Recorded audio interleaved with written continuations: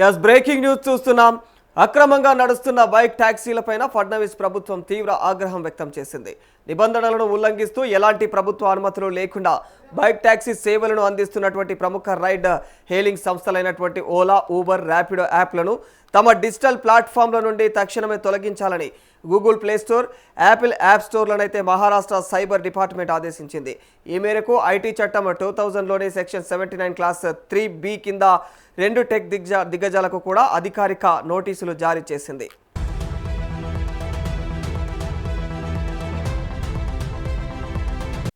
ఇటీవల ముంబైలోని బాంద్రా ప్రాంతంలో బైక్ ట్యాక్సీ ప్రమాదంలో ఓ మహిళ ప్రాణాలు కోల్పోవడానైతే ప్రభుత్వం తీవ్రంగా పరిగణించింది.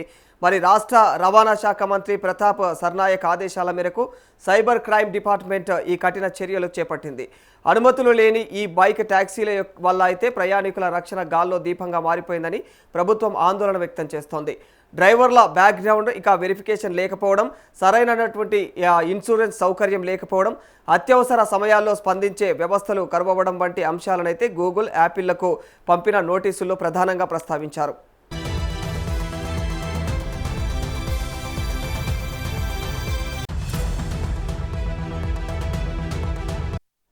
మహారాష్ట్ర బైక్ ట్యాక్సీ నిబంధనల ప్రకారం రాష్ట్రంలో కేవలం పర్యావరణ రహిత ఎలక్ట్రిక్ ద్విచక్ర వాహనాలను మాత్రమే కమర్షియల్ బైక్ ట్యాక్సీలుగా నడపడానికి వీలుంటుంది.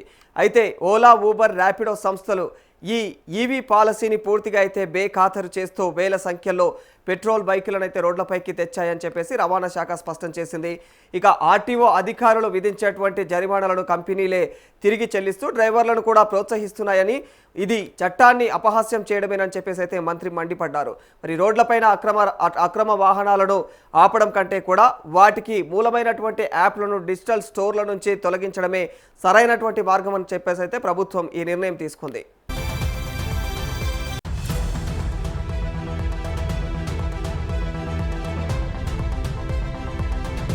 యాప్లను పూర్తిగా తొలగించాలని గూగుల్, యాపిల్లకైతే నోటీసులు ఇచ్చినప్పటికీ కూడా దీనివల్ల సాధారణ క్యాబ్ ఆటో బుకింగ్స్ సేవలనే లక్షలాది మంది అయితే ప్రయాణికులు ఇబ్బంది పడే అవకాశం ఉందని చెప్పేసి అధికారులు గుర్తించారు.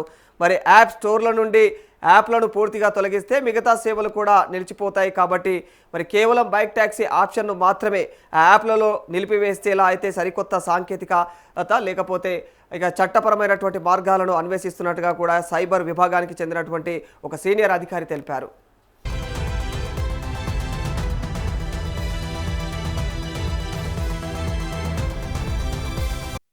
గూగుల్, యాపిళ్లకు మహారాష్ట్ర సైబర్ విభాగం లేక సోషల్ మీడియాలో తీవ్ర ఆందోళన వ్యక్తమవుతోంది.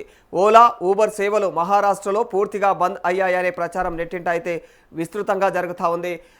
అయితే రాష్ట్ర సమాచార, పౌర సరఫరాల శాఖ ఈ వార్తలను అయితే పూర్తిగా ఖండించింది.